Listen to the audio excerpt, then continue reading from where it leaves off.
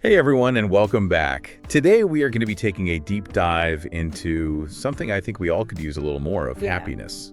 And not just like the fleeting kind, but how to actually rewire our brains for more lasting positivity. Exactly. We've got some fascinating research and techniques pulled from positive psychology and mindfulness experts. So get ready for a serious happiness upgrade. Yeah. What's really exciting is that we're moving beyond just those simple, think positive slogans. Oh, yeah. We're going to explore the science behind how our thoughts directly impact our physical and mental well-being. Oh, wow. It's called the mind-body connection, and it means that what's going on in your head can literally manifest in your body. I totally believe in that mind-body connection. Yeah. Like, when I'm stressed, I swear I get twice as many colds. But I'm curious, what kind of benefits are we talking about here? Okay. Does thinking positive actually make a real difference in how we feel and function? Well, the research is pretty astounding. We're not just talking about a temporary mood boost, but tangible long-term benefits. Okay. Think better mood regulation, a stronger sense of self-worth, and even a more robust immune system. Wait, a stronger immune system? So like, I can literally think my way to fewer sick days. Well, it's not quite that simple. Okay. But the research shows a strong correlation between positive thinking and reduced stress levels, which we know directly impact our immune function. Gotcha. On the flip side, negativity and chronic stress can actually contribute to physical ailments like chronic pain or inflammation. Yeah. Think about it. Ever notice how tense your shoulders get when you're worried? Oh, for sure. That's your mind-body connection in action. Okay, that makes a lot of sense. I always get tension headaches when I'm facing a deadline. Right. But less stress and a better immune system are amazing perks. Yeah. What else can we add to this positive thinking benefits list? Well, aside from feeling happier overall. Studies show that positive thinkers tend to be more resilient when facing challenges. They bounce back from setbacks faster and are more likely to view obstacles as opportunities for growth. That's huge. I mean, who wouldn't want to be a more resilient person? Yeah. Life throws enough curveballs as it is. Exactly. And that's not all. Positive thinking can even lead to stronger, more fulfilling relationships. Oh. Okay. When you're approaching interactions from a more optimistic and compassionate perspective, you're better able to communicate effectively, empathize with others, and even navigate conflict more smoothly. So it's not just about feeling good individually. No. It's about creating a ripple effect of positivity that extends outward to the people around us. Absolutely. Positive thinkers tend to bring a more positive energy to their interactions, which creates a more supportive and uplifting environment for everyone. I love that. This reminds me of a quote by William James. The greatest weapon against stress is our ability to choose one thought over another. It's so empowering to realize we have that choice. Yeah. But how does all this work on a neurological level? What's actually happening in our brains when we think positive thoughts? That's where it gets really fascinating. Neuroscience is starting to reveal how positive thinking triggers the release of neurochemicals like dopamine and serotonin, which are directly involved in regulating our mood and motivation. Gotcha. Dopamine is all about that feeling of reward and pleasure. I like dopamine. Right. While serotonin contributes to a sense of calm and well-being. So it's not just some abstract concept. There's actual chemistry happening in our brains. Yeah. I love it when science backs up good vibes. Exactly. And it goes even deeper than that. Okay. Positive thinking actually strengthens the prefrontal cortex, which is like the CEO of your brain. Oh, wow. Responsible for decision-making, emotional regulation, and even impulse control.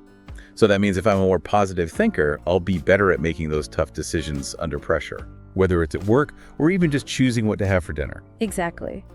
And here's the truly amazing part. Our brains have this remarkable ability called neuroplasticity. Okay. This means that our brains can literally change and rewire themselves throughout our lives based on our experiences and thought patterns. Wait, so you're telling me that even if I've been a negative Nancy my whole life, I can still train my brain to be more positive? You absolutely can. That's amazing news. But what about all those negative thoughts that creep in? Those thoughts that make you doubt yourself, worry about everything, and basically sabotage your happiness. That's a crucial point. Yeah. And it's why simply telling ourselves to think positive often isn't enough. Right. We need to address those negative thought patterns that we all fall into. Totally. In the field of psychology, we call these cognitive distortions. Okay. And they're essentially ways of thinking that are distorted and unfair to ourselves. Like when I convince myself that if I don't ace this presentation, my entire career is over. Or when I hear a weird noise in my car and immediately assume the engine's about to explode. Perfect examples. Yeah. Those are classic cognitive distortions. Oh my God. And the article dives into a few more that are incredibly common. Okay. All or nothing thinking, where you see things as either perfect or a complete failure. Yeah. And personalization, where you blame yourself for things that are outside your control. Oh, and don't forget catastrophizing. That's my personal favorite. Oh, yeah. Always jumping to the worst case scenario. I'm like, if I don't get this text back in the next 5 minutes, it means they hate me. It's exhausting and frankly, pretty ridiculous. It's definitely exhausting, and it's more than just feeling bad. Okay. Remember that mind-body connection we talked about? Oh, yeah. Well, these negative thought patterns fuel a stress response in the body, Right. which can lead to all sorts of physical and emotional issues over time. So what can we do about it? How do we evict these negative squatters from our minds and make room for some positive thinking? That's where we get into the nitty-gritty of rewiring our brains for happiness. Okay. We need to learn to identify and challenge those negative thoughts, and then replace them with more balanced and realistic ones. Gotcha.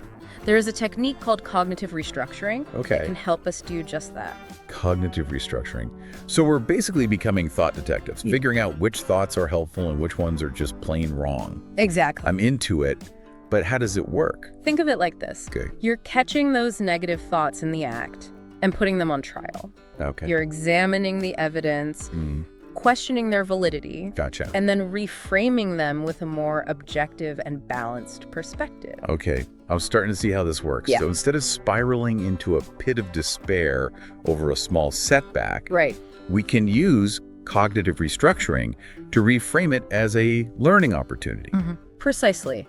It's not about denying or ignoring negative emotions, but rather about approaching them with curiosity and a willingness to shift our perspective. Okay. And the more we practice this, the easier it becomes to catch those negative thoughts before they spiral out of control. Okay, I'm ready to become a master thought reframer. What other tools can we add to our positivity toolkit? The article also delves into the power of mindfulness and meditation. I know these practices can sometimes sound a bit woo-woo, but they're actually very practical and accessible tools for calming the mind and cultivating a more positive outlook. You know, I used to think meditation was just for like yogis on mountaintops, but I've recently started incorporating a few minutes of mindfulness into my day. And it's actually made a huge difference in how I manage stress. Wow. It's like I have more space between my thoughts now, so I'm not constantly reacting to every little thing. That's fantastic. And that's exactly what mindfulness is all about. Yeah. Becoming aware of your thoughts and feelings without judgment, which allows you to respond to situations from a place of calm and clarity rather than reactivity. Okay, I'm definitely feeling more zen already. What about gratitude? I know it's a buzzword these days, but does it really have that much power? Gratitude is more than just a warm, fuzzy feeling. It's a powerful practice that can literally rewire your brain for happiness. Okay. The research is pretty compelling. Keeping a gratitude journal where you simply write down a few things you're grateful for each day has been linked to increased happiness, better sleep, reduced stress, and even a stronger immune system. Wow, that's amazing. So it's not just about feeling thankful. There are actual measurable benefits to practicing gratitude. Absolutely. I'm starting to think I need to trade in my to-do list for a gratitude list. Yeah, it's like a mental shift that helps you focus on the good even when things are tough. And it goes beyond just journaling. Gratitude is also about how we treat others, expressing appreciation, doing acts of kindness, and simply acknowledging the good things people do for us. It's like a positive feedback loop. The more you express gratitude, the more you notice things to be grateful for. I love that. It's like we're training our brains to scan for the positive instead of always defaulting to the negative. Right. This reminds me of another great quote, this one from Zig Ziglar. Gratitude is the healthiest of all human emotions. The more you express gratitude for what you have, the more likely you will have even more to express gratitude for. That's a great one. Okay, I'm officially on board the gratitude train. But let's be real. Yeah. Life isn't always sunshine and rainbows. No. How do we build resilience and optimism when things inevitably go wrong? That's where those skills become absolutely essential. Okay. Think of resilience and optimism as mental muscles you can strengthen over time. They help you bounce back from setbacks, navigate challenges with more grace, and maintain a sense of hope even when things are tough. So it's not about being some sort of superhuman who never gets down. No, not at all. It's about having the tools to cope effectively when we do. Exactly. It's about equipping yourself with the mental and emotional resources to handle whatever life throws your way. Right. And there are some really practical strategies you can start using today to build that inner resilience. Okay, give me the goods. What are these strategies? One of the most powerful techniques is positive self-talk. Okay. It's about becoming aware of that inner critic we all have Yeah. and replacing those negative self-defeating thoughts with more supportive and encouraging ones. Oh, I definitely need to work on that. My inner critic can be a real bully sometimes. We all have that inner critic, Yeah. but we don't have to let it run the show. Right.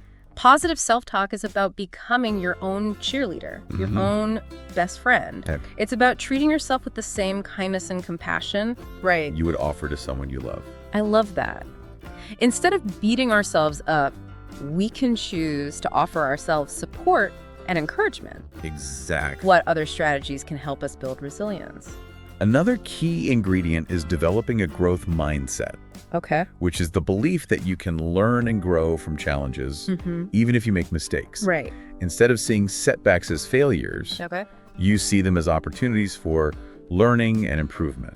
So it's about shifting our perspective from I'm a failure to, okay, this didn't go as planned, but what can I learn from this and how can I do better next time? Exactly. It's about embracing the learning process, Right. even when it's messy or uncomfortable. Yeah.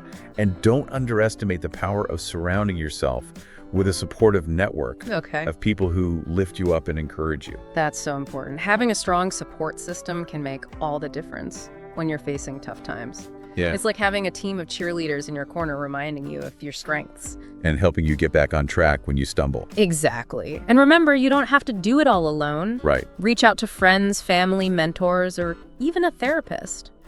Having people you can trust and confide in can make a world of difference in how you navigate life's ups and downs. This is all so inspiring. It's like we're building a mental fortress, Yeah. equipping ourselves with the tools and strategies Yeah. to handle whatever life throws our way. I like that.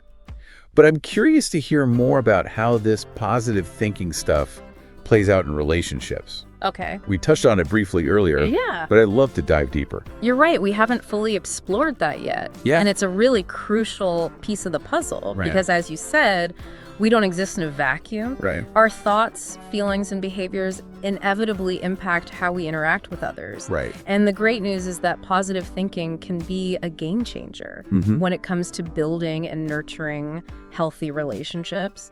Okay, I'm all ears. How does positive thinking translate into better relationships? Give me the details. Well, for starters, Okay. it can have a profound impact on communication. Okay. When you're in a more positive headspace, you're naturally more inclined to be present, Okay. attentive, Right. and genuinely interested in what the other person have to say. Right. You're also better able to empathize with their perspective, even if you don't agree with them. That makes total sense. Yeah. If you're stuck in a negative thought loop, Right. it's hard to truly listen or be there for someone else. Right. You're too busy replaying your own worries or anxieties to really tune in to what they're saying. Exactly. And on the flip side, when you approach conversations with an open mind and a genuine desire to understand, Yeah. you create a space for deeper connection and empathy. Empathy, that's such a key ingredient in any healthy relationship. Yeah. It's about being able to step into someone else's shoes and see the world from their perspective, even if you don't fully understand or agree with them. Precisely. And here's where positive thinking comes in. Okay. When you cultivate a more optimistic and compassionate mindset, Yeah. you're less likely to judge or criticize others. Okay. You're more willing to give them the benefit of the doubt and assume good intentions. That's a huge shift. Yeah. It's about moving away from that us versus them mentality. Yeah. And towards a more collaborative and understanding approach. Exactly. Instead of seeing our partner or friend as an adversary, we can see them as a teammate, someone we're working with to navigate life's challenges. Exactly. And this shift in perspective can have a profound impact on how you navigate conflict. Okay. Instead of seeing disagreements as personal attacks, you can approach them as opportunities for growth and deeper understanding. So instead of getting defensive or trying to win an argument, we're looking for a solution that works for everyone involved. Precisely. It's about finding common ground, even in the midst of disagreement. Yeah. And this is where positive thinking can be incredibly empowering. Good. When you believe in the possibility of a positive outcome, you're more likely to persevere, communicate effectively, and to find creative solutions that meet everyone's needs. That's so much more constructive than just shutting down, storming off, or resorting to blame and criticism. Absolutely. And remember, positive thinking isn't about pretending everything is perfect or ignoring legitimate problems. It's about approaching challenges with a solution-oriented mindset and believing in your ability to work through them together. Okay, I'm loving this positive relationship revolution, but let's be real. Sometimes conflicts can escalate, emotions run high. And it's hard to stay calm and rational. What are some practical tips for navigating those tricky moments when you feel like you're about to lose it? That's a great question. And it's important to acknowledge that even the most positive people have their moments of frustration, anger, or hurt. Oh, for sure. The key is to develop healthy coping mechanisms and communication strategies to navigate those emotions effectively without damaging the relationship. So what are some of those strategies to give us the inside scoop? Well, one of the most effective techniques is to take a pause when you feel those intense emotions rising instead of reacting impulsively, which is often when we say or do things we regret. Step away from the situation. Take a few deep breaths and give yourself time to calm down. That's such good advice. I know I've definitely said things I regret in the heat of the moment. I think we all have. Taking a break can help you gain perspective and respond in a more thoughtful way rather than just reacting from a place of anger or hurt. Exactly. It's like hitting the pause button on a movie. It gives you a chance to step back, assess the situation, and choose a more constructive response. And once you've had a chance to cool off, try using I statements to express your feelings and needs. Instead of blaming or accusing the other person, which usually puts them on the defensive. Focus on how their actions are impacting you. For example, instead of saying, "You always make me feel unimportant," you could say, "When you don't listen to me, I feel hurt and undervalued." That's a subtle but powerful shift. It's about owning your own feelings and expressing them in a way that invites understanding rather than defensiveness. Exactly. And another helpful tip is to focus on active listening. This means truly paying attention to what the other person is saying, both verbally and non-verbally. Put away your phone, make eye contact, and ask clarifying questions to make sure you understand their perspective. It's amazing how much difference it makes when you feel truly heard and understood. Absolutely. It can diffuse tension, build trust, and create a space for genuine connection, even in the midst of disagreement. Absolutely. And remember, even if you don't agree with everything the other person is saying, you can still acknowledge their feelings and validate their experience. This doesn't mean you have to concede or give in, but it does show respect and empathy. These are such practical and valuable tools. It's like we're building a communication toolkit for healthy and fulfilling relationships. I love that analogy. And remember, just like any skill, communication takes practice. The more you use these techniques, the more natural and effective they will become. I'm feeling inspired to level up my communication game. But before we move on, I want to circle back to something you mentioned earlier. The importance of expressing gratitude in relationships. Yes. Gratitude is a true superpower. When it comes to building and nurturing strong connections, it's like a magical elixir that can transform the entire dynamic of a relationship. Tell me more. I'm all ears. Well, think about it. When someone expresses genuine appreciation for something you've done, how does it make you feel? It makes me feel seen, valued, Yeah. and appreciated. It's like a little boost of sunshine that brightens my whole day. Exactly. And the beautiful thing is that expressing gratitude not only benefits the recipient, it also benefits the giver. Oh. Studies have shown that people who regularly practice gratitude experience increased levels of happiness, optimism, and overall well-being. So it's a win-win situation. We make others feel good and we feel good in the process. Exactly. I love it. It's a beautiful cycle of positivity. Yeah. And it doesn't have to be grand gestures or elaborate expressions of thanks. Okay. Sometimes the simplest acts of appreciation can have the most profound impact. Like what? Give us some examples. Well, it could be as simple as saying thank you to your partner for doing the dishes. Okay. Leaving a heartfelt note for a friend. Yeah. Or expressing your appreciation to a coworker for their support on a project. Those are great ideas. And it's not just about words, right? We can also show gratitude through our actions. Absolutely. Think about the little things you do for the people you care about. Yeah. Maybe you make their favorite meal, Right. offer a helping hand when they're stressed, or simply listen attentively when they need to vent. Yeah. These acts of service are powerful expressions of love and appreciation. I love that perspective. It's about being mindful of the ways we show up for each other. Yeah. And making an effort to express our gratitude, both big and small. Exactly. And the more we practice gratitude, the more we cultivate a positive and appreciative outlook on life. Okay. We start to notice the good things, even in the midst of challenges. Yeah. And we develop a deeper sense of contentment and fulfillment. This is so inspiring. I'm feeling motivated to start incorporating more gratitude into my daily life and relationships. That's great. But let's be honest, real life isn't always easy. Right. And there are times when it's hard to find things to be grateful for. Yeah. What advice do you have for those moments when negativity creeps in and gratitude feels like a distant memory? That's a great question. And it's important to acknowledge that even the most positive people have their moments of doubt, discouragement, or despair. Right. The key is to develop healthy coping mechanisms and resilience strategies to navigate those challenging emotions without letting them consume you. So it's not about denying or suppressing negative feelings. Right.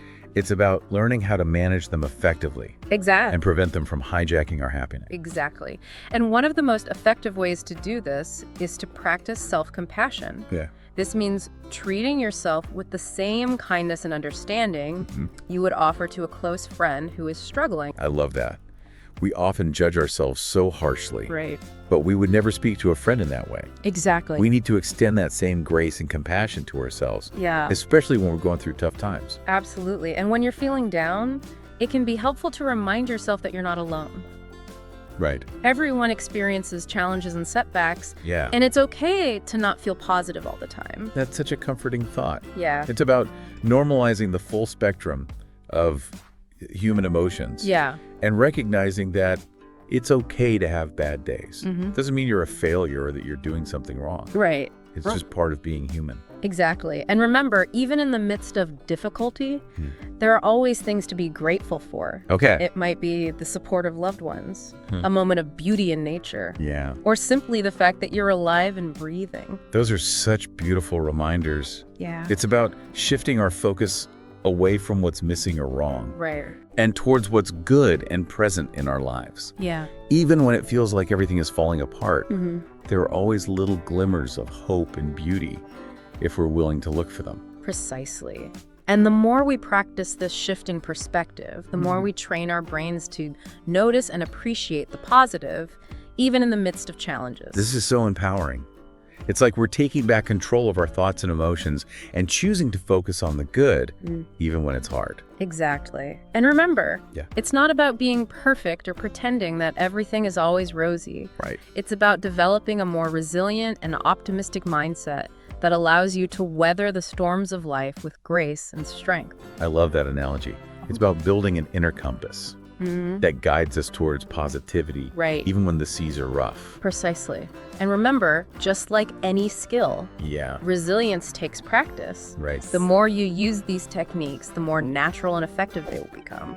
Okay, I'm feeling ready to tackle whatever life throws my way. But before we wrap up this part of our deep dive, Yeah. I want to address something that's been on my mind. Okay. We've been talking a lot about the benefits of positive thinking. Right. But what about those times when it feels forced, or inauthentic. Like we're just putting on a happy face to mask our true feelings. That's a really important point. Yeah. And it's crucial to distinguish between authentic positivity and what's sometimes called toxic positivity. Okay. Toxic positivity is the idea that we should always be happy and optimistic no matter what. Yeah. And that any negative emotions are bad or wrong. I've definitely encountered that before. And it can feel really invalidating. Yeah. Like your feelings aren't being taken seriously. Right. It's like being told to just snap out of it or look on the bright side when you're genuinely hurting or struggling. Exactly. Authentic positivity, on the other hand, is about acknowledging the full spectrum of human emotions, the good, the bad, and the everything in between. Right. It's about embracing life's ups and downs with honesty and vulnerability, while also cultivating a hopeful and resilient mindset. So it's not about denying or suppressing negative emotions. No. It's about learning how to process them in a healthy way. Yeah. And ultimately move forward with a sense of optimism. Exactly. And it's important to remember that positive thinking is not a magic bullet that will solve all your problems. Right. It's a tool, a practice that can help you navigate life's challenges with greater resilience, hope, and connection. Right. But it's not about pretending that everything is perfect or ignoring legitimate pain. That's such an important distinction. It's about finding a balance between acknowledging the realities of life while also cultivating a hopeful and empowering mindset. It's about recognizing that life can be both beautiful and messy, joyful and painful. Yeah. And that it's okay to embrace the full spectrum of human experience. Exactly. And remember, authenticity is key. If you're forcing yourself to be positive when you're genuinely feeling down, it's likely to backfire. Right. It's better to be honest with yourself and others about what you're going through while also seeking out support and practicing healthy coping mechanisms. These are such wise words. It's about being kind and compassionate with ourselves, even when we're struggling. Absolutely. And allowing ourselves to experience the full range of human emotions. Absolutely. And remember, you don't have to do it alone. Right. There are so many resources available, from therapy and support groups to mindfulness apps and online communities. Right. Don't be afraid to reach out for help when you need it. This has been such an eye-opening conversation. I'm feeling inspired and empowered to cultivate a more positive and authentic approach to life and relationships. That's great. But before we wrap up this part of our deep dive, I'm curious to hear your final thoughts on what it truly means to train your brain for happiness. Okay. What does that journey look like? That's a great question, and I think it boils down to this. Okay. Training your brain for happiness is a lifelong journey of self-discovery, growth, and connection. Okay. It's about cultivating a mindset that embraces the full spectrum of human experience, the good, the bad, and the everything in between, while also seeking out joy, connection, and meaning in every moment. That's beautifully said. It's about choosing to focus on the good, even when things are tough. Yeah. And believing in our ability to create a life filled with happiness and fulfillment. Right.